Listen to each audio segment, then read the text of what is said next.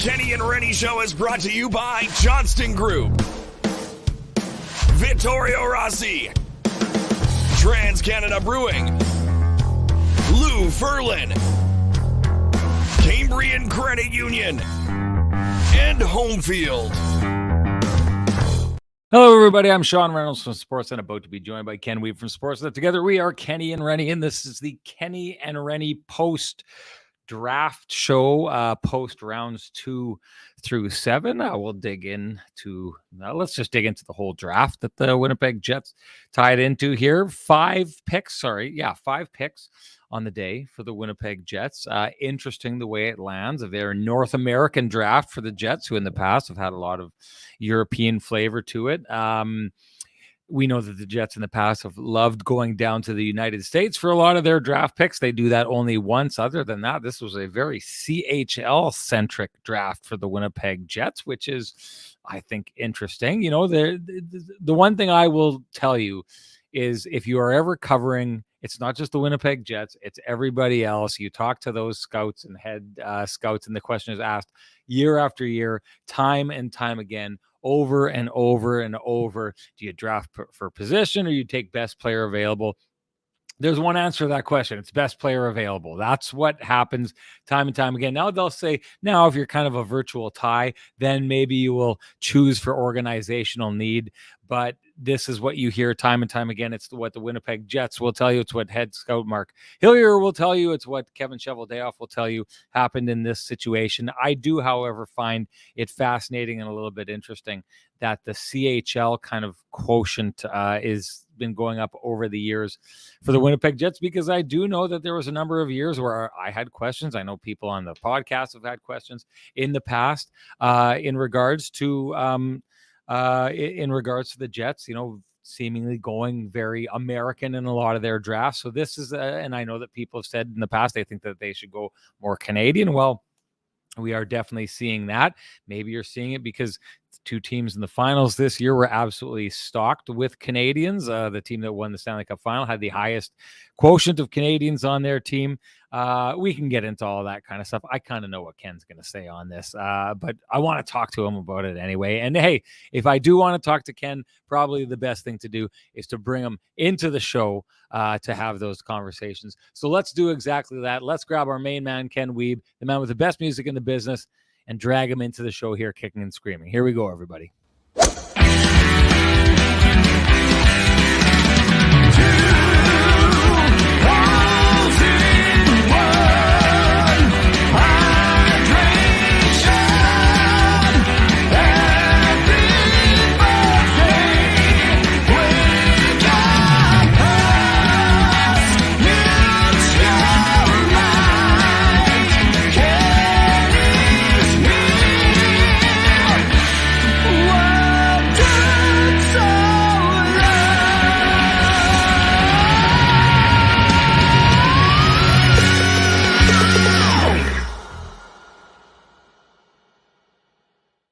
Kenny, my friend, you're staying safe there in Manitoba while we're braving rainstorms. And it's interesting. There's this little segment of the arena down here at Bridgestone Arena that's kind of like, it's got like a metal roof. It's like a shed, a big, giant, tall shed that's attached to the arena, and that's where they stuck the media. And so when the thunder was going and the rain was coming down, it sounded how you would imagine it would sound if you were like out in the backyard tool shed or something like that.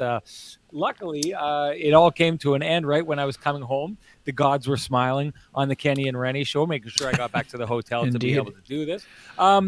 One thing I will say, Ken, and this is one of the reasons I love our partnership, is because we have different jobs, you know, we have different strengths and different weaknesses. One of the strengths that you have in this situation is that I've been behind the scenes running around doing all this kind of stuff, really not paying a lot of attention to the draft.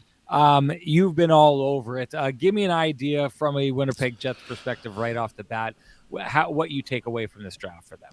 Yeah, certainly an interesting day, and we touched on the day one element on our show yesterday on Wednesday, where Colby Barlow was the on the top part of the menu, and rightfully so after the Jets got him at 18th overall. But today, bunch of forwards drafted, some with some with a high ceiling, some late bloomers, some with a longer development path. And then they went out and got a goaltender in Thomas Milic, who had been passed over in the draft previously, but just coming off an absolutely fabulous season with the Seattle Thunderbirds. And it's super interesting because Milic is a guy that the Jets brass would have been able to see plenty as it is, but the fact that they were able to see him during the Western Hockey League Championship final in their home arena certainly would have given them a couple of extra viewings in that series. They're obviously with the Winnipeg Ice hosting and moving downtown into Canada Life Center, but this is a guy it's not often that day two is about fifth round draft picks, Sean, right? I mean, part of that is the reason is that the Jets did not have a second rounder.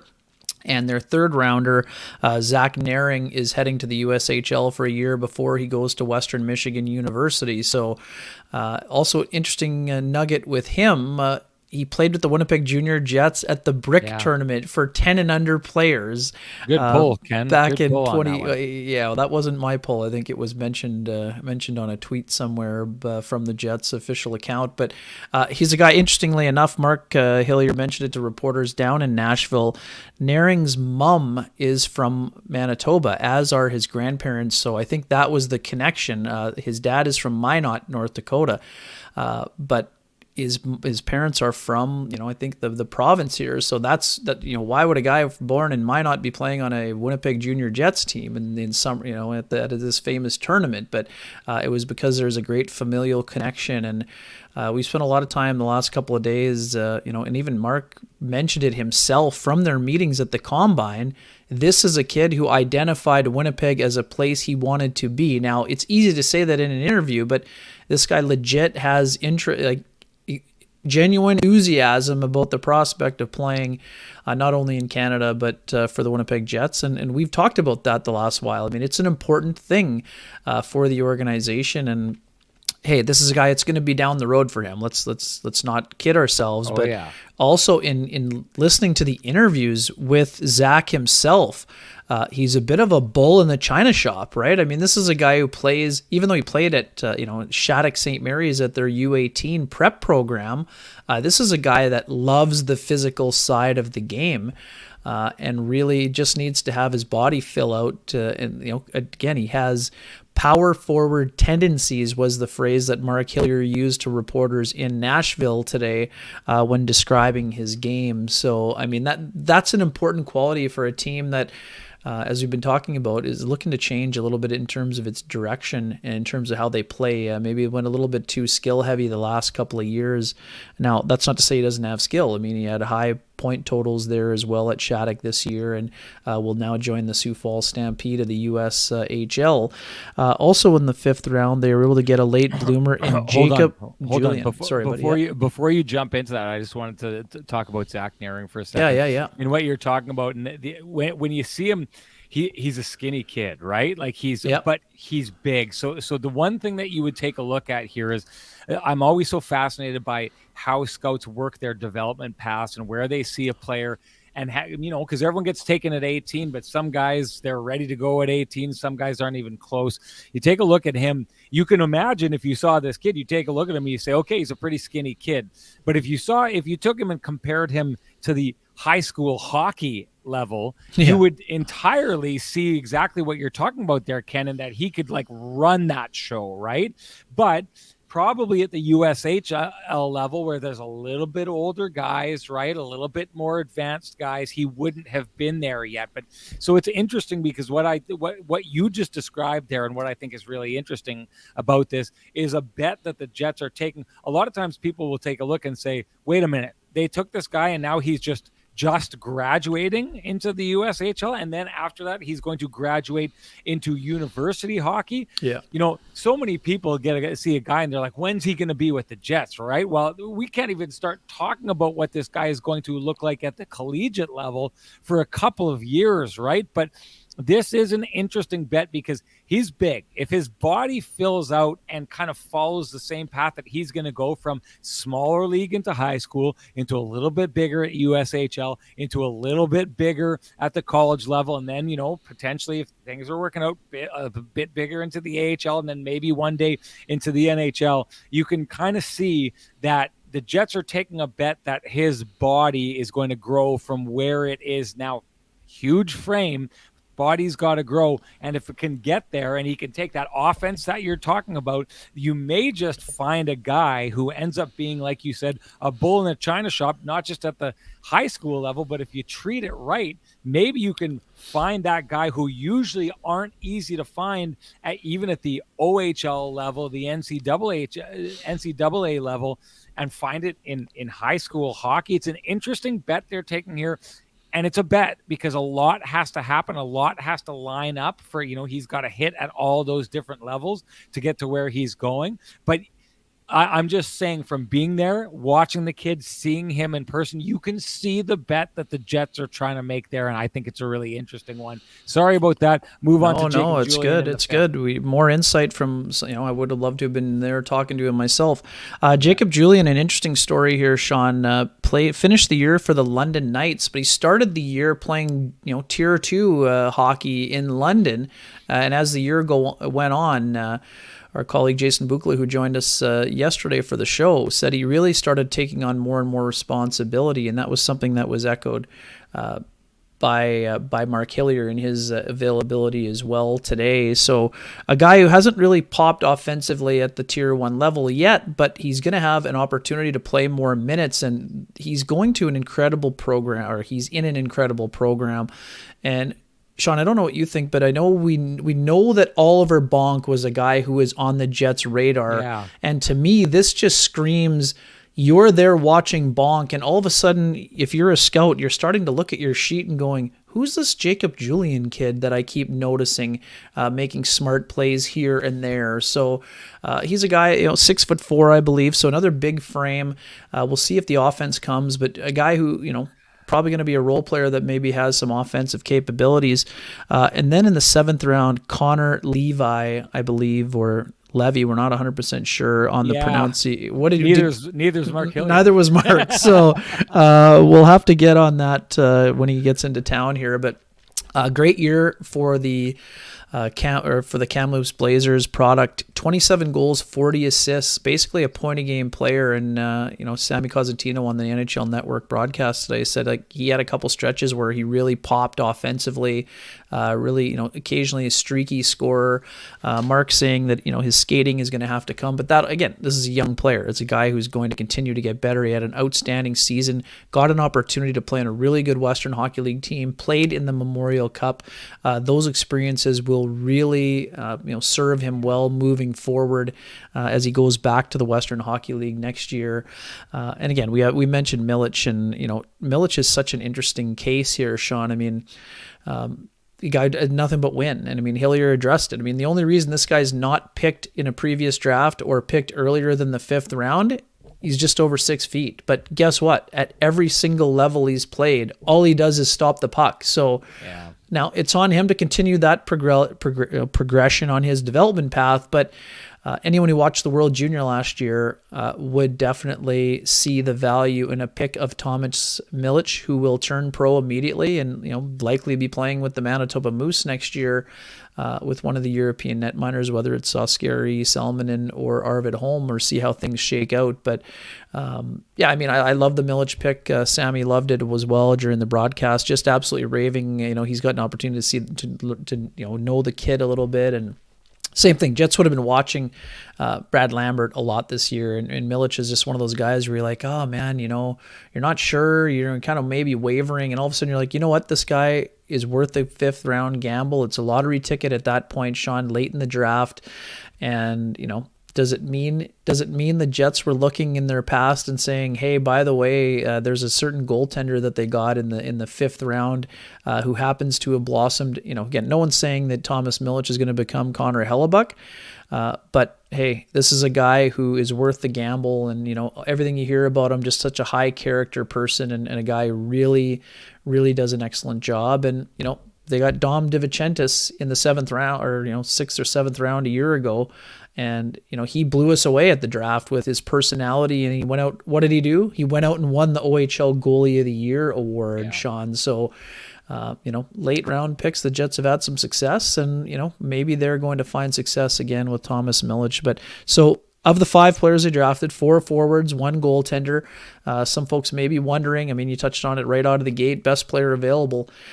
Maybe a little bit of a surprise the Jets didn't add a defenseman to their prospect pool, but that's also a reminder that of how high they are on Elias Solomonson, the year that he had playing overseas in Sweden. I think he absolutely popped and had a great season. It'll be interesting to see how things go forward, but I think it's important for the Jets to replenish that prospect pool, and obviously they brought a lot of size in, and they got a bunch of guys who have found no issue finding the back of the net, and some of them play a little bit of a robust game, if you will. So I think they did really well, and just tying a bow on things for the draft itself. 3 Manitobans chosen in the draft, including Brandon Weeking's goalie Carson Bjarnson, going to the Philadelphia Flyers, along with Carter Southern from Sanford, Bjarnson from Carberry, Manitoba, and then and then obviously Jaden Perron going to the Carolina Hurricanes after spending the season with the Chicago Steel in the USHL. So those were the 3 Manitobans that I identified there. And also as a MJHL graduate and alum, Warren Clark, a defenseman from the Steinbach Pistons. He's from Ontario originally, and I think he's going to St. Cloud State. He was drafted by the Tampa Bay Lightning in the 6th round. So, congratulations to those guys for having their names called. But overall, good day for Manitoba, and it certainly sounds like a really good day for the Winnipeg Jets. Though, as we always caution at this time of the year, Sean, everybody feels good about their picks as they walk out of the building. But yes. Definitely on what the Jets had, and only having 5 picks in total, and not having one in the second round, which had a lot of interesting talent near the top of it, including a guy like Gavin Brindley. Love that pickup by the Columbus Blue Jackets to bring him in along with his line mate Adam Fantilli. But I think the Jets did very well with what they had. Yeah, there's a bunch of different ways I want to go with that. But first, before we do that, I wanted to give a shout out to our summertime friends over at the Keg who have jumped on board for this little string of shows. We've got more coming up. We're going to talk. I think we're going to try and be available for if any of the big trades happen, or maybe even the Wheeler buyout, which I think most of us are expecting after Kevin Cheveldayoff spoke. And the Keg's along for the ride with that. We're so happy. A place that we respect like heck. Why? Well, because we've been eating there for decades, and it's absolutely the best every time. I mean, whenever we get to go there, I remember my aunt used to give us Kegs gift certificates. Yes, sir. And it was just like, my goodness, it was. Hey, you get favorite aunt status if you pull off stuff like that, right? So I remember me and my wife going there. It was absolutely great. I was still going there all the time. And like I said, I told the story about how my nephew, every time I lose a bet to him, I'm taking them to the Keg to eat. So as you great should. to have them on board, and then also of course, always a baseball sirloin guy, but I've graduated to the fillet now that we're moving on to our life in sports here. Everybody's tastes mature. I bet you don't eat your mac and cheese with ketchup anymore, too, Ken.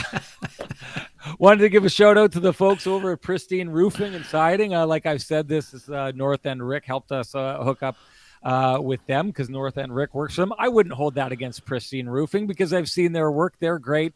They could have used them down here. Maybe I'll start handing out their card down here in Nashville after that rain came down, because the leaks would definitely be showing just like they used to during the old Renny roofing days. So if you need someone to fix up a bad job, Pristine Roofing could do it. But you know what? Go to them for all your roofing needs, all your siding needs, all your exterior needs. And when you do that, make sure you tell them that Kenny and Renny sent you. I just want to tell a couple. This is the second draft in a row that I had a neat personal moment, Ken, just because in the last draft that we were at last year, Manitoban, you're speaking of Manitobans who got taken. There were 3 Manitobans taken in the first round last year, if I'm not mistaken, correct, Ken? And one of those would have been Denton Matejchuk.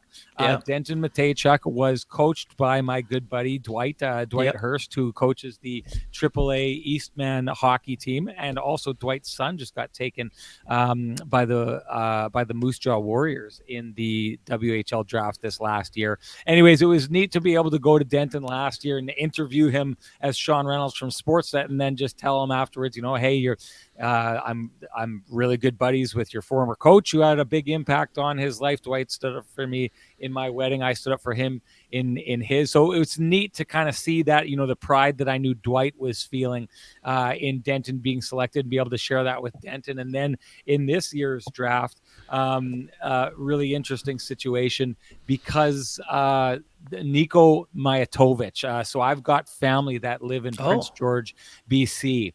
And my uncle and my aunt and my cousin Stephen and Jana are out there. My cousin Jana has married a great guy by the name of Mick Merritt. Mick Merritt's son, Jaden, great hockey player, almost ended up playing for the Nighthawks last year, but he's played a lot of years, and turns out he's really good friends with Nico Mijatovic. So I'd never met Nico before, but I went over and made sure I told him that, you know, basically my nephew, who he played with, wanted me to, you know, kind of come up and give the personal touch of, hey, Uncle Sean here says congratulations, the first player taken in the second round here. So it was interesting. Mick, my cousin's husband, had said, you know what, there's an outside chance he could go in the first round. Didn't quite happen, but boy, oh boy, he came close, the 33rd pick overall. So it's neat to have these moments, you know, being a reporter, to go and talk to these people, but now kind of being of that age where a lot of the kids of friends are starting to pop up in this situation. It's neat to be able to go shake the hand of these young men like that, because it, you know, when you see that connection, you can see how special it is for them. Just, you know, moments like this. I was walking home when the rain stopped, and I was coming to do the show here at the hotel, and I saw a family of I don't know which one it was, but it was a Detroit Red Wings pick, Ken. And they stopped in the middle of the street, and a bunch of the people who were in their group had dressed up for Nashville, right? Like cowboy boots and hats and stuff like that. And they just stopped right in the middle of the street and were having this like celebration. And you could just see that when these kids get drafted, there's excitement on the floor, right? And then, you know, it happens, they go down, they get the jersey, they do all that kind of stuff. But there's this second wave that happens when the families leave the building and they feel like no one's watching anymore and the cameras aren't there, and they have this like unfettered reaction to it. And it's just such a really neat thing to see. I love this environment. I love this event. I love covering it. I know you do too. It's a ton of fun. Oh man. Yeah. I mean, it's just, I mean, remember last year when we left the building, like it's always cool to see the families when they leave, and you know, they're just about to start celebrating. And we know that it's just nuts, that spin cycle that happens between when they have their name called, they go down the catwalk, they put on the jersey, they shake all the hands, and then spin cycle of through the gauntlet of interviews, and then, you know, doing your pictures and hockey cards and everything else, and you finally get to spend some time at the end of it with your family and friends, and, you know, your phone's blowing up, and, you know, you see these kids and their buddies are there, and just really enjoying themselves outside. It's just absolutely awesome. And yeah, I mean, it was a similar moment too, like, you know, being able to, you know, shake Adam Ingram's hand, you know, with us knowing DI pretty well last year. And, you know, Denton played baseball against his dad. I know his mom well. And yeah, it's just cool to see people. And then, you know, Owen Pickering, a guy that I don't know, but you hear other people that know them, and you hear people say, oh, I played against that guy as a young guy. Or, you know, same thing too. Carter Sutherland, I don't know, but he's from Sanford. So I played with and against people from Sanford. So, I mean, there's obviously, with you and I being rural kids, there's always a, you know, connection there with some of those guys who play all around the entire province here. So yeah, fantastic day for a lot of people, and, you know, good on them. But as we always remind people, it's not where you get drafted, but it's obviously the work you do going into your draft year is essential, but the real fun just starts now as they, you know, continue their way on their journey to become professionals eventually.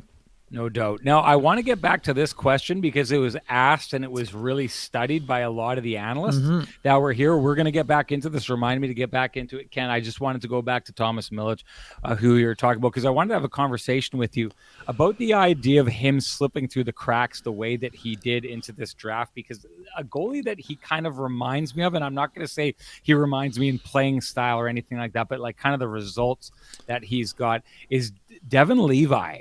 Oh, and now, interesting. I because Devon Levi, to your point, like Mark Hillier is saying the only reason that Milic has slipped through the cracks is because he's not that tall of a goaltender. Well, Devin Levi is a 6-foot goaltender, 185 pounds. He is not a big guy. And yet you are talking about the guy who kind of at every level has just like every time a challenge has been set in front of him, he succeeded. People doubted him, right? Like he's a guy who started out and was in, the CCHL with the Carleton Place Canadians rather than, ending up in the OHL. And then he ends up going to Northeastern University and going and, really apparently from, I was talking to Pete Blackburn, who said he saw a lot of his games. Right. Like this guy just gets hung out to dry over and over and over again and just absolutely holds everybody in it. One goaltender of the year at the collegiate level this year. Just nailed every challenge that was set in front of him. And the one thing that I thought is Milic is kind of the same thing. They're similar in stature when it comes to height. And I'm just wondering, I wanted your take on the idea that Devin Levi is kind of being seen as, even though he's a small goaltender, having the potential to be a UC Saros type goaltender and maybe even being on the way to being Canada's next big goaltender for international play, how he kind of followed that path, and Milic follows a similar path and yet somehow ends up, kind of slipping through the cracks.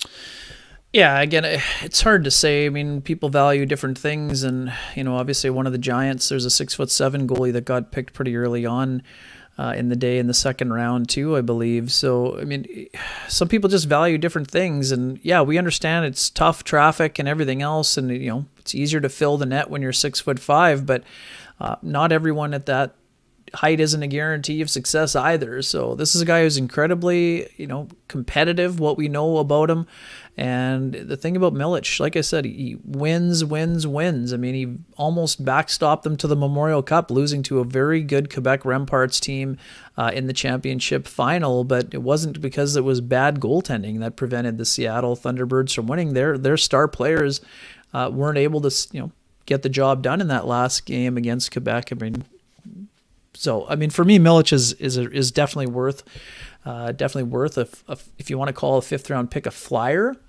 But I mean, for me, just looking forward to watching the young man. I mean, it's been interesting to watch goalies develop over the years, and that's one of the benefits, Sean. I mean, we love covering the NHL, but I really enjoyed covering the Manitoba Moose because you see guys in their development path. I mean, watching Corey Schneider come in as a first-round draft pick, hotshot NCAA guy, and I think not just Corey, but I think there's some players who come to the American Hockey League thinking they're just going to dominate immediately, even whether you're 18 years old or 20 years old, most guys are going to be 20 year older when they get there. But say you're 20 years old and you show up and you think you're on a direct skyrocket ship to the National Hockey League, and all of a sudden it gets hard. I mean, I loved watching Corey Schneider battle through some early struggles and become an excellent goalie in the National Hockey League level, and Vezina candidate one or two of those years. And that's why too, I think that Milic will have a great opportunity here. He'll get to play.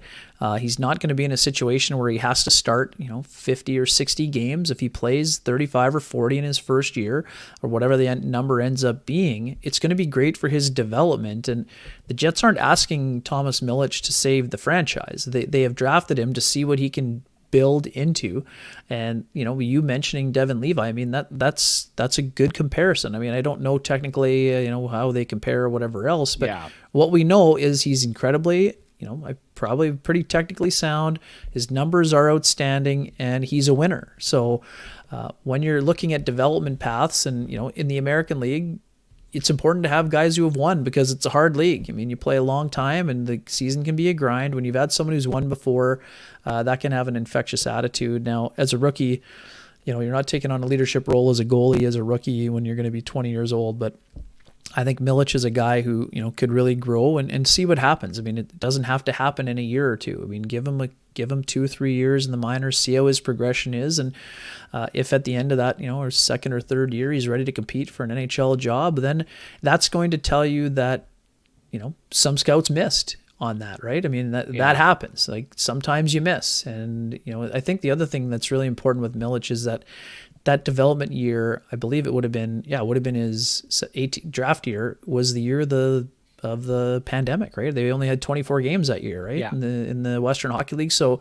I mean, some guys are going to look and say, oh, well, he hasn't played enough and the sample size isn't big enough. Well, he has only been able to play in the sample size that is available to him, and everything that he's done was important. So, I mean, he's done a good job of being a winner. And like I said, I think this is a guy who can never have enough winners in an organization, Sean. And I think that's something that's important, no matter what level it's at. And you even heard it from Zach Naring saying he barely lost any games. And yes, we understand Shattuck is a incredible program, but having guys who play in a winning program, I think it's important when you're trying to build a winning program. I mean, this is A plus B. In this case, A plus B can equal C, I think. Yeah. So when I make that comparison between Devin Levi and Thomas Milledge, I think the one thing that stands out for me is exactly what I just said about what our good friend Pete Blackburn had said, was that Devin Levi was on a team that wasn't very good and he made them look good, right? Where have we heard that before? I mean, it's the Connor Hellebuyck Winnipeg Jets story, right? It's kind of one of the things that allowed Connor Hellebuyck to become notorious the way that he is, in the way that, remember that first Vezina trophy that he wins is one where it's based on the idea that no, he wasn't one of the a goaltender on one of the best teams in the league, which traditionally was kind of what that trophy was reserved for. He was the guy who, basically took a team that shouldn't have been in the playoffs and got them to the playoffs. And that's how he won that award. A lot of people kind of forget because it's changed since then. And analytics has kind of changed the way people, I think analytics has changed the way that people look at the Vezina trophy more than any other trophy in sports, right? Because now you're finding value in saying this goaltender, it just happens to be on a good team. This goaltender keeps bad teams alive, all that kind of stuff. I would say the difference there, especially what our friend Pete Blackburn is saying, is Devin Levi is a guy who's been in a situation where he's been keeping teams alive for a long time. So it's easy to go night after night after night and say, look how amazing this guy is. Where would this team be without him? One of the tough things for Thomas Milledge is he's on a really, really great team, right? So the one problem is you can never explain away your size. And the size thing has kind of gone away all around the ice, which thank God it did, because the dead puck era, you had 6'6" guys with absolutely no talent being taken and coming in. If they did make it, they just slowed down the league and clutched and grabbed their way through, like really boring careers, or they didn't make it anywhere.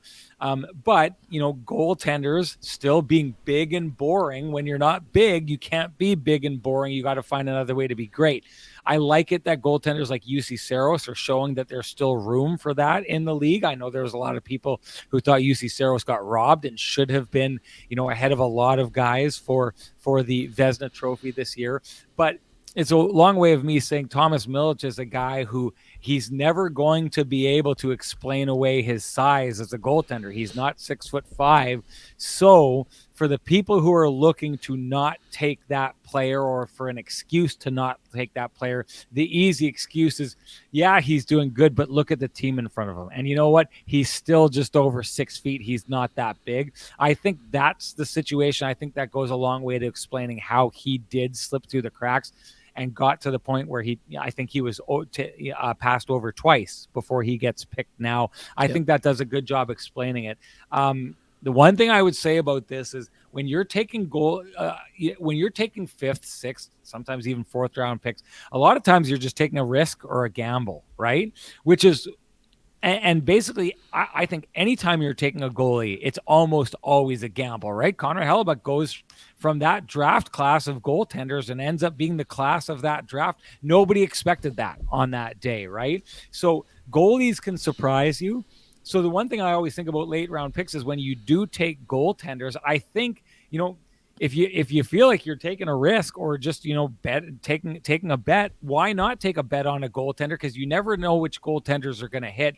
And I love the idea of going and taking a guy, like you said, who's a proven winner, who's won at every level. And yeah, people are saying he's too small and maybe he came from a really good team, but let's just take a look and see if he can continue doing this. He's going to go pro next year. Let's see if he can continue this. And if he does continue this, then maybe we've got something here. Maybe this is a guy we're looking at it being our goaltender of the future. But they also have, as you mentioned, Dom DiVincentis in here as well. Well, now they've stocked the cupboards. Now they've got, the OHL goaltender of the year. Now they've got Thomas Milic, who's a winner at every level.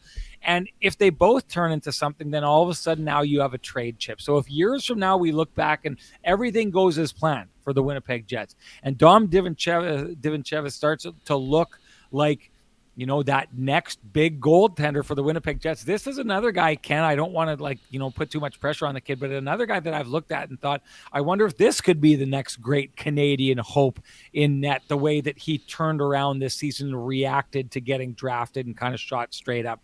If he comes out and does that and Mills just keeps doing what he's doing, then all of a sudden you're the Winnipeg Jets and you're like, well, we've got two of these guys. Anyone out there looking for a guy they want to take a waiver on? We took one on Milic, and he did well at every level before we drafted him, and he continued that afterwards. I think if you're going to take a bet and try and find value in a draft, going for a player like this late this is a very educated, very smart bet by the Jets, Mark Hillier, his staff, and Kevin Cheveldayoff in trying to find something that's going to hit down the road. Yeah, no doubt about that. And before we get rolling, you gotta give a promotion for your suit right there, and I'll be happy to be wearing one standing beside you on Saturday. But taken care of by Frankie and the boys at Vittorio Rossi right there. It's one of the one of the good ones. Let's throw it out. This is another one I didn't quite. Hey, I did this suit today didn't stop a generational talent first overall pick in his tracks the way my suit did yesterday. Well, he wasn't there. That's the only reason it didn't happen, Ken, because I'm guessing it would have happened all over again, because that's what happens when you go to Frankie and the boys down at Vittorio Rossi. They put you in the kind of clothes that stops traffic. So if you want to do the same, head on down to go see the boys at Vittorio Rossi. Tell them Kenny and Renny sent you. Ask for Frankie or one of the boys. They'll know who you're talking about. Go see them on Corden Avenue. We should talk about the Johnston Group as well. Ken, the Kenny and Renny OGs, who have always been there since the very beginning and continue to be there at every turn for us. Absolutely love those guys. Like I've said this before, you're talking about there's no needing to scout these guys. They have been pros for the longest of times. This is a company that name rings out across Canada. We're so happy that they take care of us the way that they do. You should give a shout out to our main man, Lou Furlan, while we're at this here. Ken, what do you got to say? Yeah, right on. If you have realty needs that you need to be met, whether you're buying, selling, maybe just curious about what that house on the corner is selling for right now, you can contact Lou Furlan at Royal LePage Dynamic Realty. Buy sell 204-791-9971 or at the office 204-989-5000. His email is lou@loufurlan.ca. That's LOU@LOUFURLAN.ca. And his website is www.loufurlan.ca. Lou Furlan, excellent realtor, excellent human being, and excellent supporter of the community, including our program. Wanted to give a shout out to Corey and the boys at Home Field, who, of course, that great opening montage that we have for the show and our extra at the end of the show, they've taken care of that. Promotion is their thing. You should give them a call if you're interested in that kind of thing. And Ken, do you have a lamplighter? Yeah, that's going to go to Linda Trudeau. You said she reached out to you via email, and Linda's comment was our best comment yesterday, and that's why she's going to receive a Frosty 8-pack of lamplighter for that comment. She's going to receive it as long as she tunes in, as long as she listens. But Nectar of the Gods, Frosty and delicious lamplighter, brewed and brought to you by our friends from TransCanada Brewing Company. Head on down there, Linda. Get a hold of me. You know what to do at SN Sean Reynolds. Send me a message, and I will send you your voucher for your very own Frosty delicious 8-pack of lamplighter amber ale. I'm pretty sure Linda Trudeau actually was our first ever lamplighter winner. Ken. Okay, well, then if I was remember due. correctly, Means she's due to win again. I'll have to ask her, but I think that's the case. Where do you want to go from here, Ken? Do you want to keep talking draft? Well, I think we're done with the draft. Yeah, or no. Okay, we're done Not with quite. the Jets draft. I don't think we've talked enough about the rest of the draft. I'm going to go with a surprise for me, something that kind of stood out to me, or a couple things. You can kind of give me yours. We should talk about this because I was talking with Sammy. Sammy says that he thinks, looking back on this is the kind of draft that you're going to take a look from the high-end talent that comes out of it, that you may be talking about this being similar or akin to the 2015 draft, the 2003 draft. for those who like really dig into this kind of stuff in hockey, they'll know those are like two of the greatest drafts of all time. Sam says there's potential for like the top end of this draft to be like that. He really liked what the Canadian teams did, so we should kind of dig into this. I'll tell you this, the Leo Carlson to Anaheim pick instead of Adam Fantilli, I thought that was a mistake. I think the Columbus Blue Jackets are a team that has really stocked a lot of talent. I think 2 or 3 years from now, that team is going to be a problem for the rest of the league. They've really been building a defense. We talked about Denton Matejchuk earlier on. He's one of the guys that they picked in the draft last year. They've really stocked up their D. They've got a lot of forward prospects. This gives them that guy down the middle who's a dynamic. Like, to me, this is probably the most dynamic center that organization has, I mean, outside of Rick Nash, you're talking about a guy who just may end up being one of the best Columbus Blue Jackets of all time, if not the best. I take a look at him and I think that like basically what he was able to accomplish at the college level puts him on the Jack Eichel level. Jack Eichel, I think we're just starting to realize what he is now, what he's capable of. I said this before. I think that he should have been the Conn Smythe Trophy winner. Great player. He was lost for a lot of years in Buffalo. Imagine what we'd be saying about Jack Eichel if he'd not been lost for all those years. That team was lost, so the player got lost for a while. I think that Columbus is further ahead and close to a turnaround. So Adam Fantilli doesn't need to be lost for years. I really do think that something special happened there. And when you add that to the fact that a guy like Johnny Gaudreau is there, never mind the fact that last year the Columbus Blue Jackets were so ridiculously hampered by injury. Yeah. And we really don't know what they look like at this place in time. This is a team that I think could jump next year and potentially challenge for a spot in the playoffs with what they've got. This Adam Fantilli, if he comes in here, we're starting to talk about like rounding out this roster to maybe returning Patrick Laine to the kind of player that he was when he was with the Winnipeg Jets and the scoring sensation he was at that time.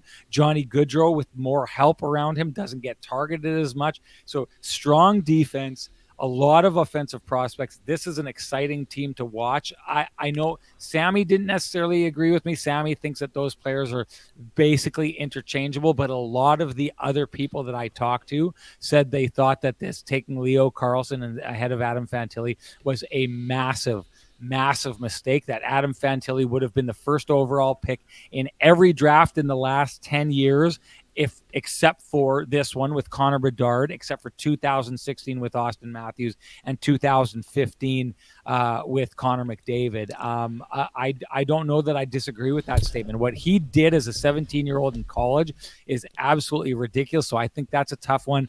And I'm going to say this, Matvei Michkov falling. Yeah. I thought it was a huge error by the Montreal Canadiens not to take this player. Now, it's interesting. I talked with the French contingent of the media, which you always know, Ken, is absolutely huge down here.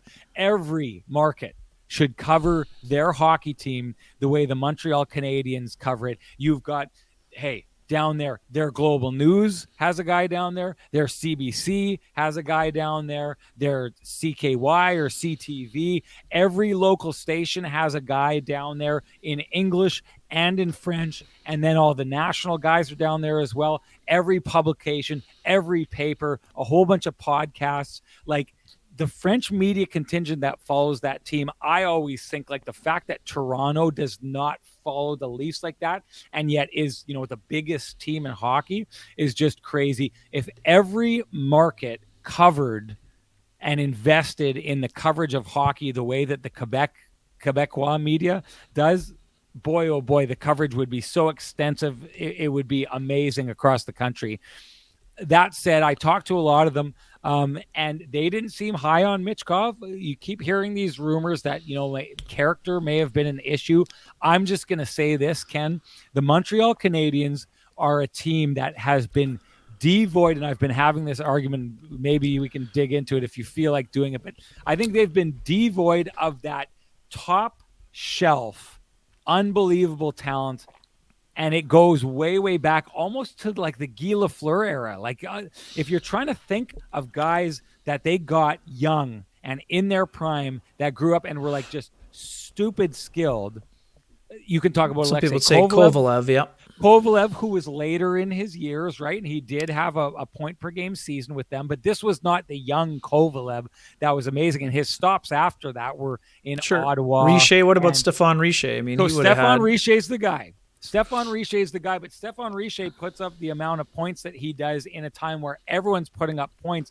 We all know Stéphane Richer was good, but Stéphane Richer was not, he was like a B tier star. Fair? Maybe lots even of clappers. a B-. Love the clappers. Yeah, he was not a superstar. No doubt. There you go. And so this is what I'm saying. Stéphane Richer, a lot of our audience may not even know who Stéphane Richer is because that's getting to be a long time ago. The point of this is I don't think the Montreal Canadiens have been in position in a draft in decades to take a guy who is as talented as this. All the scouts will say Michkov's his skill level was unquestionable. He was actually fairly close to Connor Bedard, but there's geopolitical issues and the issues with him, being involved in the KHL, and you won't get him for 3 years or something like that. I just say the Montreal Canadiens are a team that has been desperate for decades for that one superstar level player on offense. They've had it in goaltenders in the past, but superstar level offensive player, they had one fall to them in this draft and they passed it over. I think it was a massive mistake, and I think we're going to look down the road and they're going to regret it. Yeah, they might. I mean, also very interesting to see that, seeing what Daniel Briere and guys were saying about him, about saying he wanted Philly. I mean, that seemed odd because everyone had him going to Washington, where they have they have the obvious Russian connection. But super interesting. I'm also, again, Fantilli is more advanced today than Karlsson, but it's not a race to today, right? I think that's what Pat Verbeek is banking on. And hey, I'm with you. I think that Fantilli is the second best player in this draft right now. Yeah. But Karlsson is a guy who, 20 pounds from now, who the heck knows? He's an incredible two-way player. And Pat Verbeek knows a few things about two-way players. And this is a young kid who played center at the recent World Championship too. So, I mean, I think they're both very talented individuals. I did a mock for the top 10, and the only two I got right were Bedard, which was a gimme, and Fantilli third to Columbus. But I thought that was because Michkov would go second to the Anaheim Ducks. So that's why we leave it to the professionals like Sam Cosentino and Jason Bukala. Those guys are a lot more plugged in than we are. Certainly a lot of interest. I mean, I know where you're coming from. Habs got a lot of really good forwards, and yes, they have some D in the pipeline. But if Reinbacher becomes a version of Moritz Seider, we'll be having a different conversation in 3 years, right? I mean, that's the beauty of this. I mean, we're all projecting, and some guys are way ahead on the curve, and some guys slow down, some guys never make it, and look at it now. I mean, Laine and Dubois. Laine is on his second team, Dubois is on his third, and Puljujärvi is not going to be qualified. So, I mean, that's the top four of a really good draft in 2016. And then number 5 is Joel Levy. Or sorry, 6 was nominated for the Hart exactly. this year. Yeah. What were your takeaways from the draft quickly before we get into the stuff that we're going to have to look at going forward with potential trades for the Jets? Sounds good. Actually, Sammy says he'll come on and give us a quick pop on the drafties. I thought I had sent one to him, but right now. Okay. My other takeaways. Give me your quick takeaways. Yeah. Yeah, I mean, our Blackhawks getting Oliver Moore and Bedard, I think, is a massive win for them. I think it's funny. St. Louis, most people would be betting large sums that Doug Armstrong wasn't going to be making all 3 picks, and yet there he did, and got 3 really good players. I love the work. It wasn't just at the draft. Cal Ritchie's a guy who went to the Colorado Avalanche, and one of those 2 first-round selections that they had. But for me also, I love the work that they've been doing, and, getting that extra first for Alex Newhook, just absolutely dynamite work by Joe Sakic and Chris McFarland. I don't think I've mentioned on this show, I love the Ryan Johansson addition at half the price. Oh, really? I know that's not draft related, but This is the other part, Sean. I mean, McKinnon's 12.5. Their top two centers are going to be making around $16 million. I mean, that's a reasonable price when you look at it, where things are going with the salaries here. I mean, is he a guarantee to pop this year? Of course not. But Sean, we remember when Ryan Johansson was traded for Seth Jones to the Nashville Predators. Remember the jolt that he got after things went sour with John Tortorella and him coming into the Central Division. He was one of the real, drivers in those series where they were the President's Cup winners. And, I know he was hurt in the final, didn't get to play in the final when they lost to Pittsburgh, but I think it motivated Ryan Johansson. And if you put that guy in a big body, I think he's more likely to play with Lehkonen and Nichushkin. But if you put him beside Mikko Rantanen for any length of time, I think you can get a really productive player at a really cheap cost there. So, I mean, we'll see what happens. But other than that, I mean, obviously, a surprise was Arizona. But there again, too, it's easy to say, they made a mistake, but we'll see, right? I mean, that's the other thing. They had lots of picks to play with, but it didn't work out. So yeah, well, Sammy was surprised by that as well. Let's bring him into the show here. My main man, who I just finally tracked him down to do a TV hit with him. I've been trying to he's the most wanted guy other than Connor Bedard at this draft. Everyone's all over Sammy. And I guess Elliot Friedman's going to be joining us. We got a full house here, yes. If he can figure out how to properly orient his camera. It's a walk and talk. Just quickly, Sam, I want you to give us, because I know people are going to want to jump in on this, the overall global. I know that you absolutely love the Jets' first-round pick in Colby Barlow. So I'm going to get you to just give us a little bit of your take on that. But I want you to add to that the kind of global look at what the Jets did here in taking Zach Naring, Jacob Julian, Thomas Milic, and Connor Levis. Yeah. Levis? Connor Levis? Yeah. Levis, okay. Give us an idea of what we're looking at the Jets pulled off at this draft.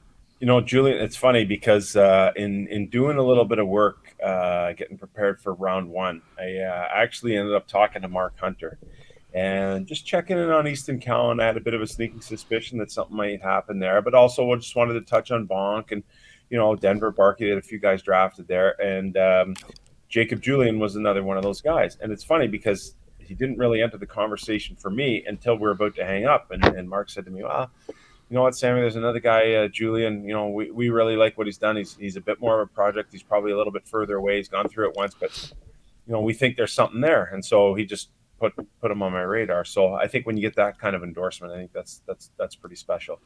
Levis is a guy who can blend between the power forward, middle six type of player who's got a little bit of scoring ability. I love the fact that, he's played some high leverage situations with the Kamloops Blazers hosting the Memorial Cup. That's of interest to me for sure. And then we're looking at Thomas Milic. So, Comrie has been a part of the organization at various times for Winnipeg. I don't think he's a whole lot different than Comrie. But the winning pedigree behind Thomas Milic is pretty special. He gets picked 10 or so picks behind his goalie tandem mate in Scott Ratzlaff. But with under 17s, under 18s, under 20s, he's operating at around anywhere between a 920 and a 932 save percentage. So at some point, the idea is to stop pucks. At this level, he stopped pucks. Why not give him an opportunity where you can kind of control his destiny a little bit to stop pucks at the next level? So good on them for taking a run. The guy I really want to focus on is Barlow, though. I have all the time in the world for this young man. 76 goals the last 2 years, don't sound. A 17-year-old captain, that's the youngest in history. But a guy who's had to work and earn everything that he has. So I think back to when he was playing in minor hockey. Tristan Bertucci was drafted today. His family put him up because Colby was about 2 hours north of Toronto. And his dad at the first part of this thing was commuting back and forth, going back to Beaverton, is managing a grocery store. And, it was really tough on the family because they're siblings. And, of course, you got to get back to your job and all that. The Bertuccis took him in. Those two became fast friends in their minor hockey days. Now they see their paths converge again here at the NHL Draft. But to think Colby did what he did is pretty special. And one thing you're not going to get cheated on with this guy is character and work ethic. So looking forward to seeing where he can take it.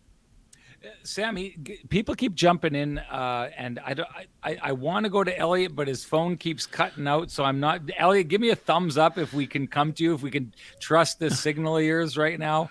I think we could try. We're going to try bringing him into the show just because I don't know how long we'll have him for, and we are so appreciative of your guys' time. Elliot, there we go. Can you hear us? Is this working? Everything's fine. It's just I'm walking somewhere and I don't know where it is, so I'm looking at the map. So that's what it is. That's what it is.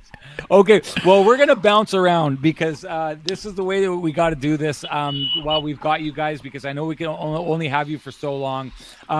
If you have time, we'll go back and we'll do this reverse, and we'll get into what the Jets did with moving PLD and how they were able to do that. But what are you hearing going forward? Because I think everyone, now that this has happened, the thoughts are shifting away from the draft towards free agency, which is never that big of a deal for the Jets. But people want to know what's going to happen here coming up with Hellebuyck and what's going to happen with Scheifele.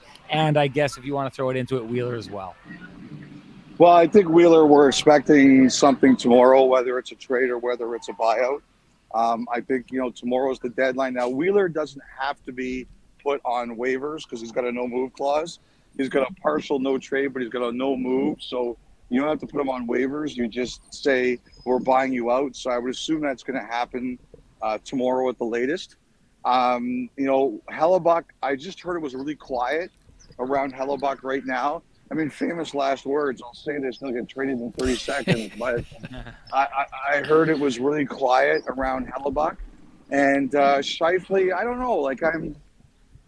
I don't know. I get mixed signals on that one. I'm not sure what to make of it. Curious about, do you think the Jets could be active on the goalie market, Elliot, considering they're waiting on Hellebuyck? Or do they have to be active and maybe go after someone like Korpisalo? Or would they wait and see what happens with Boston and see if they might offer Swayman or Allmark in a potential Scheifele deal? I mean, I guess, the thing is, there's a lot of goalies out there right now. I have to tell you, someone proposed to me today the theory that Hellebuyck starts in Winnipeg next year. Again, I don't know that that's going to happen. It might not. But there's a lot of goalies out there. Now, I will say this, that I think some teams were kind of spooked about some of the reports about what Hellebuyck's looking at an extension. Someone said to me that, look, if Connor Hellebuyck gets traded to a place he wants to go, he's gonna work at it. He'll make it work. So I think things got kind of ground to a halt because there was this belief out there that what he's looking for might be too high for some teams. And I think that right now, what this was about is, I think everybody just wanted to take a deep breath and kind of figure out what that meant. And I just think, I think if a team wants Connor Hellebuyck, they're going to find out how to work out an extension. Josh Clipperton, he's been down here and he's been working on a story that's been interesting because I've been having conversations with him about it. But just the effect that, the salary cap going down, or not going down, but not really moving the way it has over the last couple of years of COVID, all those different kind of things, how they've really taken the big events like free agency and the trade deadline and really put a damper on it because everything is so hard to work financially. Well, would these kind of deals with a guy like Mark Scheifele and Connor Hellebuyck, would they have been so much easier if the cap would have just continued on the way it is? I mean, is the money part of all of this really what's been holding deals like this up that seemed like they would have been so easy to make years ago and suddenly are so hard to make? Well, there's no question that, I think it was George McPhee who said it today, salaries have gone up, which is fine, but the cap hasn't. And so, it's a tightrope. I'm really curious tomorrow. People are telling me we're going to see some surprising names not get qualified. That there's going to be you're going to see some names out there where people say they're not qualified, and you're like, holy smokes, that player's a free agent. And I think we could see that. I think that's very true. I think the cap's really tight. The best players are getting paid a lot, which they deserve. And so you have to be really diligent. And, the thing about Hellebuyck is, I think talent wins out. If someone decides that Connor Hellebuck is what they need, they're going to make that deal. I just think there's a lot of goalies out there right now. And there's this big debate now about how much do you need to really pay your goalie. And I think that's part of this whole conversation. Just one quick one, Elliot. With New Jersey being one of the teams that's been linked to Hellebuck and Tom Fitzgerald getting a lot of great work done, including the Timo Meier deal, do you think now they could maybe potentially turn their, much like the Jets with having to get PLD out of the way, now that New Jersey has Meier locked up long term, might they turn their attention to Hellebuck if he is really a goalie of interest for them? I put it this way. I think the Devils have inquired on Hellebuck. But, like, if you look at what the Devils are doing now, look at the contracts they've just signed. You know, everybody's around the $8 million range, 8 to 9 max. Like I said, I think if Hellebuck wants to play there, they'll find a way to get it done. But New Jersey tends to try to pay for your best years. They're an analytic-heavy team. So I think that's all part of it, too. Like, I do think they've inquired. I do think they're interested. But if it's really 8 times 9.5. Oh, may have lost him here. Hopefully that. I think we got it. That car honked, and we thought that was it for you. And it is. And he's gone. I want to thank Elliot for finding the time, and I want to thank him for finding the time and making it work the way he made it work. And especially, I want to thank him for trimming the nose hairs before he came on with that shot that we had to go through. Sammy, let's get back to this. I was talking about this earlier on. I personally, and I don't put my acumen anywhere near yours when it comes to this kind of stuff. In fact, if the Jets ever make a deal and someone asks me about a prospect, I say, I don't know. I don't watch them, but I'm going to ask Sammy, and I'll tell you what Sammy has to say about it. But I was still really surprised. I know you weren't, that Leo Carlsson went before Adam Fantilli. I know that you, I think, see them fairly close together, but I've talked to a lot of other people who don't. I've talked to a lot of people who thought that Carlsson pick for Anaheim was a mistake. What I see in Fantilli is a guy who's kind of in the Jack Eichel stratosphere, and I was kind of going on a rant here before that, like, you take away those lost years in Buffalo where that team couldn't figure it out and kind of affected Eichel. I think we're seeing now what he is and what he could have been for a long time. It's a special player. So if Adam Fantilli is anywhere in that kind of stratosphere, it's a tough player to be better than. Why is that not a mistake for the Anaheim Ducks? Because I think Anaheim looks at just the frame of Carlsson and knowing the timeline he has playing in the SHL, that they feel that there's probably a higher ceiling. So that Fantilli's a little closer to his ceiling, and it doesn't mean that they don't have the same ceiling, but maybe they project that there's a higher one for Carlsson. And I can understand that totally. But for me, Fantilli brings just a little bit more of a dynamic element to his game. And I like that in today's NHL, whereas Leo's just a little bit more cerebral, a little bit more calm, a little bit more poised. But I had those two in a tier by themselves after Bedard. So I wasn't completely taken aback. And to be honest with you, a lot of the rumblings were, the hours before the draft that Carlsson was going to be the guy to go at number 2. So I don't have a huge opinion on it either way, other than the fact that I sort of looked at Fantilli as Getzlaf 2.0, and I thought, well, with Getzlaf just being hired, he'd be the perfect mentorship. But that's not to say that Leo Carlsson can't be that either. I mean, he's played in the men's league all year long. He's had a lot of success, playoffs. Goes and centers the number 1 line at the Worlds. Like his resume is really good. Sammy, as a guy who's covered the league for a long time, the program in London, right? I mean, is this? And you talked about Oliver Bonk, and he's a guy that you had in your mock to Winnipeg. I mean, is this a scenario, like I've sort of pitched this theory that the Jets are out there watching Bonk, and all of a sudden you keep looking down and you're like, who's that number 48 here? This Jacob Julian, is he a guy that kind of just popped onto their radar almost not by accident, but just with the way that it did with him starting at the tier 2 level and then going to tier 1, that guy that just kind of took on more and more as the season went on, and Dale kept giving him more and more responsibility? I think with London, they have a very defined way in which they want their prospects to grow, and going the junior B route, if there's a team that's close enough to London, those kids can still practice with the Knights. So, you're not getting that game experience, and nothing replaces that. But in the event that you are called up or that you transition now to major junior, there's no surprises. You know what the system is all about. You have some chemistry with the players from having practice with them. So in that case for Julian, was the same path that Easton Cowan took that essentially made him a first rounder, the same path that Bonk took that essentially made him a first rounder, and now the path with Julian on his way to Winnipeg to see, as a 5th round pick if they can make that happen. So I do like the, it's a low risk play for me at that point in the draft, and it goes back to a program where if you start to do things the right way, you get rewarded with more ice time, and if you continue to succeed with additional ice time, then you start to get some power play, some special teams time. So that's the way they've always done it.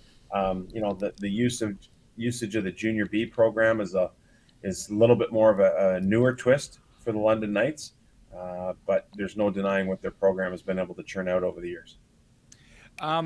I wanted to talk about Matvei Michkov. I don't know where you fell on the idea of his skill. I know I kept hearing things that he was actually closer to Bedard than people would have thought.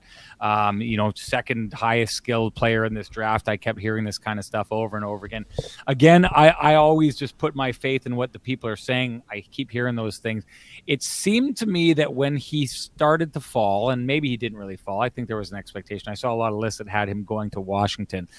I had thought that this was an opportunity for the Montreal Canadiens to get that super high-end skilled pick that they have not been able to latch onto in that organization for decades.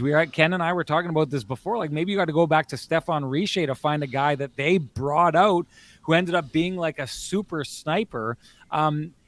Why? I mean, it's probably going to be the same answer for a number of teams of why they didn't take a waiver on him. But why, when you're a team like the Canadiens, who's building a nice little core that you have here, they fit the window of younger players, they're coming towards something, and you kind of get the idea that a superstar skilled player could really fast forward that process. How is it that a team like the Canadiens were able to pass that up, and do you think it's a mistake that they did?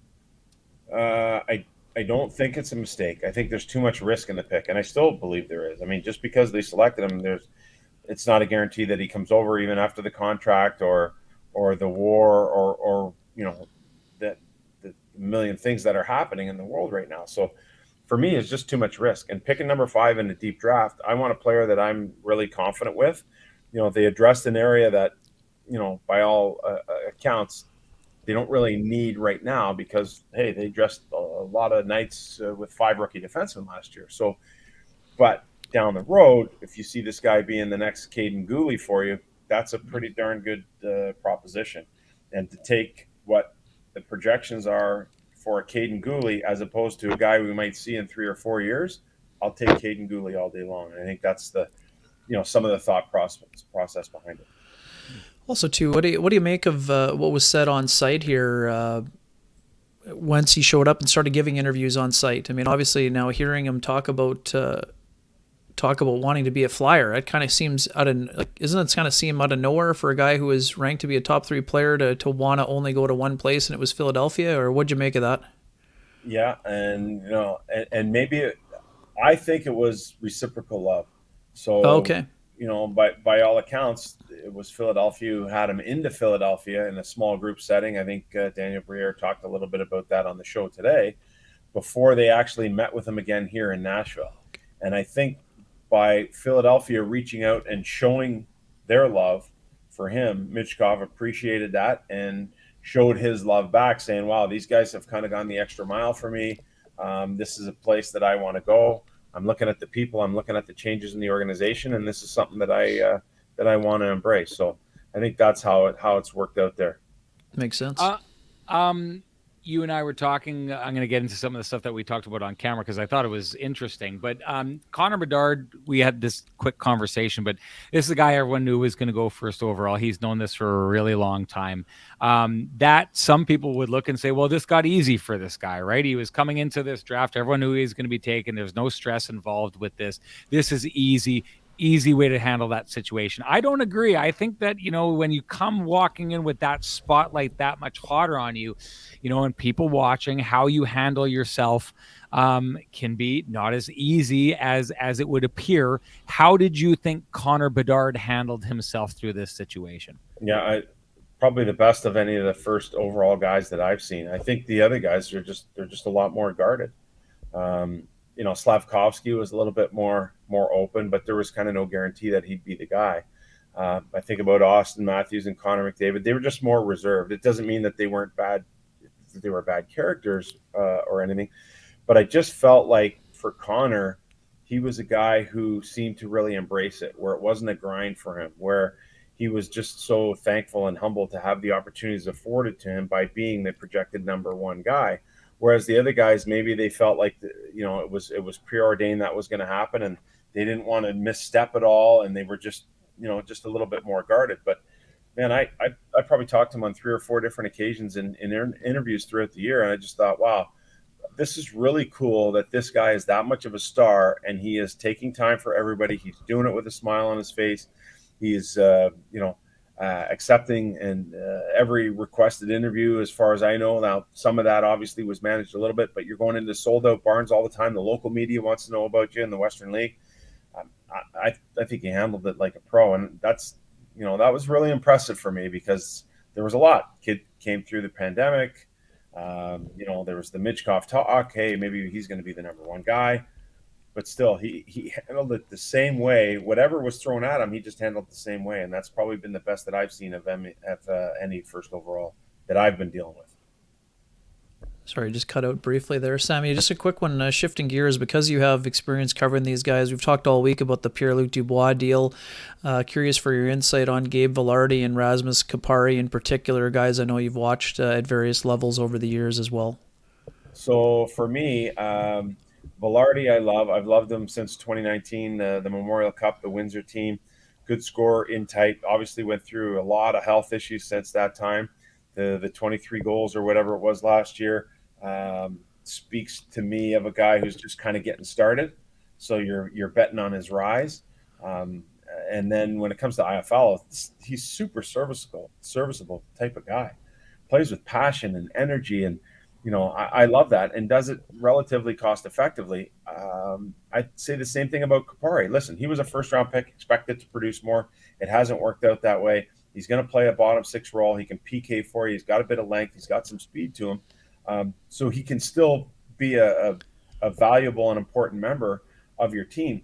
It's funny because if you think about the Winnipeg Jets the last couple of years in their bottom 6, especially this year in the playoffs, yeah, there were some ads, Nemestikov and Niederreiter, but I think the Tony Nottos and the Jansen Harkins, like there was a lot of similar guys that were like that. These two guys, IFL is probably more a middle 6, but Kupari on a back 6, I think they just offer more value, more steadiness, and probably the ability to produce more than a lot of other guys who have played in that role. And then, of course, you get the draft pick in there too. So I thought that was an amazing trade for essentially for a dead asset. I think you're in really good position to kind of gauge how NHL teams' scouting departments handle things, right? Because you're kind of in the same business as them. And so I think you probably take a look and think, and there are certain scouting staffs that you probably think they've got it together. They see what I see. Sometimes they may see stuff that you don't. Sometimes other scouting staffs may not see stuff that you do.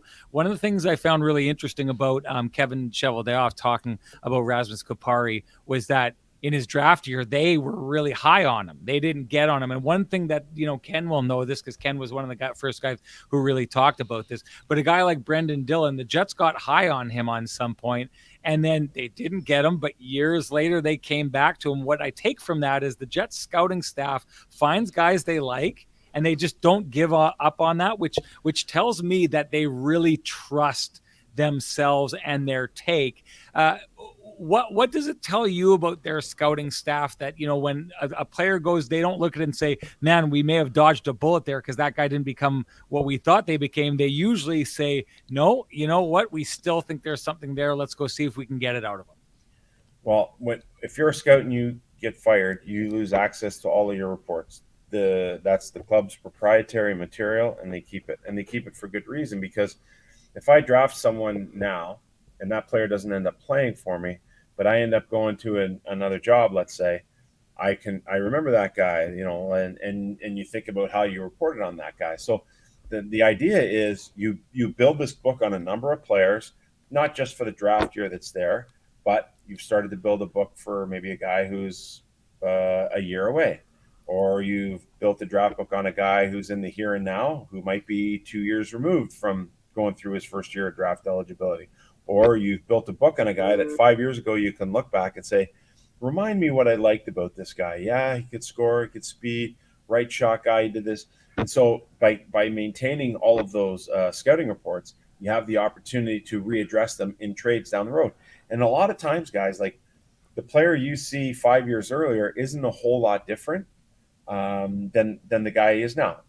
Does it change? Sam Bennett, a little bit of a different player than he was in Kingston, but he had PIMs, he had goal scoring ability, he could play with skilled guys. Those basic premises for Sam Bennett remained through him going to Calgary and then eventually on to Florida. And now we're seeing it as a pretty effective playoff type player. So I think the scouting reports would say that. I'll say this about the Edmonton trade today. Klim Kostin and Kyler Yamamoto, the book that the team that traded for him would have on him would have existed back to their draft years, especially with Kostin. He's kind of been an underrated guy, and I think he's going to be a big asset here moving forward. So you always keep your draft book. You always keep your reports because you never know when you're going to have to consult. Sometimes they change. For the most part, though, players stay pretty much the same. Yeah, and Costin's also one of those guys that, Sean, I think you remember too. I think it was, he came into Winnipeg early on before he got sent back down, and I think it might have even been a preseason game. He bull in a china shop, really physical, heavy shot, got to the crease, really noticeable guy. So curious, Sam, we know that the Jets still could make a move on Mark Scheifele, but between Velarde, Kupari, and Cole Perfetti, all guys you've watched, can two of those three guys become centermen, or they're better suited to play on the wall? I know all three have played center at various points, but at the NHL level, can you see could the Jets' top two centers at some point include those two, or even their top three centers, have them slotted 1, 2, 3 at some point, maybe down the road, or does one of them or two of them need to play on the wall? I think Velarde can play center. I think after him, Perfetti, I don't know if I want him on center for the puck touches, but I want a little bit more size there. So I don't know. I think that's to be determined. I'd say Velarde would be the one lock for me, who I think can play center. And so if you're trying to build down that middle of the ice and you're thinking about moving away from Scheifele, what are you thinking about in terms of a replacement? In terms of Kupari, he could probably do the job too. I think he'd have the opportunity to do the job. So, but I'm saying I'm leaning more towards Velarde as a higher percentage guy to be able to do that. This is the last one for me, Sammy. I know that the scouts will always tell us, we picked the best guy available, all that kind of stuff.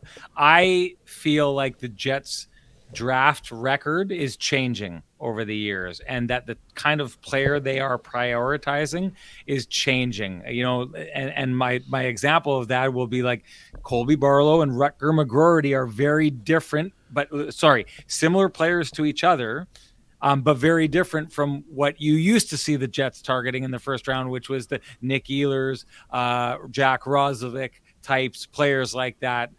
They're still doing that because they went and got Brad Lambert, who's kind of in that vein. But do you see the Winnipeg Jets draft philosophy changing or evolving, or whatever you want to call it, over the years?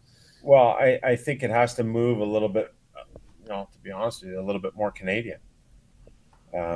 Which is exactly what happened in this draft, right? 4 of 5, Milic, Levis, Barlow, Julian. So for me, I think that's going to be an essential piece moving forward. It's not going to be the only element, but it's going to be an essential piece moving forward, because I think Canadians have an appreciation of what a Canadian market has to offer and how important it is. Where, you're coming from Europe, you're coming from the United States, and you're thinking, wow, that's kind of a small, crummy, wintry town in Manitoba. I don't even know where Manitoba is. So I think when you're drafting Canadian players, and I'd like to see them lean a little bit more Western Hockey League, to be honest with you, where people would have some sort of affinity for the city. But I do believe it is starting to change a little bit, and I think it has to evolve. It really has to. And there's one quick one from me before we roll. I mean, obviously, we mentioned New Jersey with Elliott, Sammy, and I know that Nemec is probably a non-starter or in your eyes. I also know you've loved Dawson Mercer since dating back to his draft year, but given the salary structure with the forwards they've signed, could he potentially be on the table now as a guy who maybe they can't afford him at 8+ down the road, and what do you like specifically about him? And then secondarily, Michael McLeod would be another guy naturally that the Jets would probably be looking at in a deal like that. Just your thoughts on those two players before we let you roll. So Mikey McLeod, super speed, can play the game at pace. He can play in your bottom six as he's shown so far. As a first round pick, I'd probably want more offense from him. So he'd be a real interesting guy for me. Dawson Mercer's a home run all day, every day. Personality, character, playing, pace, score goals, home run every day. And people from the Maritimes, man, he's a Newfoundlander. So I don't think he'd have any issue with the long-term proposition of playing in Winnipeg. It's going to be tough to get him out of there. It's going to be really tough to get him out of there. I think they'd move heaven and earth to try and keep him because he's that type of person. I know the guys in the room absolutely love him. And that's not even to speak of what's been enormous production for a guy who surprised everyone by jumping in the league at 18. Sammy, it should be tough for us to get you onto this show because you're absolutely the best and your time is in demand, and yet you keep saying yes to us over and over again, something we are just so thankful for, and we know that our audiences, they absolutely love you. If you started up the Sammy and whoever show, I could see our audience flocking there. So please don't do that, but please keep coming on our show. Love to see you, buddy. Can't wait to see you later on tonight. Great to see you, boys. The next time, I mean, the weather is not conducive for the scarf, but we'll bring it back. Right on. Thanks again, my man. Excellent work the last couple days and all year long, man. Crushed it as always. Guy. Outside of Bedard, star of the draft. Thanks for coming on, Sammy. Real pleasure. Thanks. See you guys. See you, bud. Ken, any thoughts you want to wrap us up on? No, I just well said all around. Awesome that this is. We say this often in terms of the gratitude, but you just want to reiterate here in the week that we're having, just the gratitude we have for the colleagues that we work with at Sportsnet. Sean, I know that you're with them on site, but the people that we work with are just such quality individuals that squeeze out time for us and our audience and for our sponsors and all those things. I just think it's awesome that we're able to provide those types of insights from people like Sam Cosentino, Jason Bukala, Elliot Friedman, and everyone else who joins us over the course of the year and during the off season here. Just awesome stuff. Well, you know what, Ken, we should go back and we should talk about one of the original kind of mission statements we had for ourselves was not only to, give a space for Jets fans to come and have conversations with us, give access for ourselves to that audience. But one of the things that we wanted to do is, we looked at this. I've been working for Sportsnet in Winnipeg since 2014. I know you're a little bit more recent, but I didn't think that Sportsnet had a very good relationship with the city of Winnipeg and the hockey fans of the Winnipeg Jets. And one of the things that we've tried to do on this show was say, because, the thing that people always looked at was like, the people in Toronto, and I think people, they would say this about people at TSN as well. The people in Toronto don't care about what's happening in Winnipeg. And you and I know from our experiences behind the scenes and talking to guys like Elliot, talking to guys like David Amber, talking to Sammy, that these guys really are invested in Winnipeg. They like it. And it just didn't seem like there was maybe the platform to really dig into the Winnipeg Jets. So one of the things that we really wanted to do on this show was kind of give our fellow colleagues at Sportsnet a place where they could come and hang out and talk Jets too, because they do like talking about it behind the scenes. I think you're right. I'm so proud of the people that we work with. I'm proud every time that we bring them on. Like, when Elliot comes on, when Sam comes on, when Jay came on yesterday, like you could see some of our audience had not known a lot about Jay. And by the time they're done listening to him, they're just smitten with the guy, as they should be, because these are like great people who really do care about hockey, but they care about the Jets audience and they care about talking about the Jets. And so, yeah, I think you bring up a really good point. I am proud as hell to represent Sportsnet in this market, and I'm really happy that we are finding a conduit to get those people in and be able to have these conversations and show off what they do, show off what they know about the Jets, and show off how invested they are in the Jets. And that's why we're ever so thankful when we have shows like this. And yesterday, where Jay comes on and Elliot comes on and Sammy comes on. We hope that you enjoyed it as an audience. We hope you enjoy that access because we really appreciate the time that those people give to us. We hope you do as well. And we're going to, I think this is their third show of the week, but I think you're traveling Friday, so we're going to have a show probably on, I know it's a long weekend, but we're probably going to do a show July 1st that people can get to at some point during the long weekend, and then we'll see where we go from there. But there's going to be news happening. I think we need to commit to when the big moves happen to making sure that we have pop-up shows when that happens. So you can expect that. So as it always is in Kenny and Renny, we're going to make it hard for you to know when we're popping up. But when we do, we'd love to see you there. I created the show early today. People would have got their notifications a little more than 5 minutes notice, like they did on Wednesday. So we appreciate everybody checking it out. It's just been awesome to be able to have this platform. And thanks for tuning in. And we'll definitely keep her going here.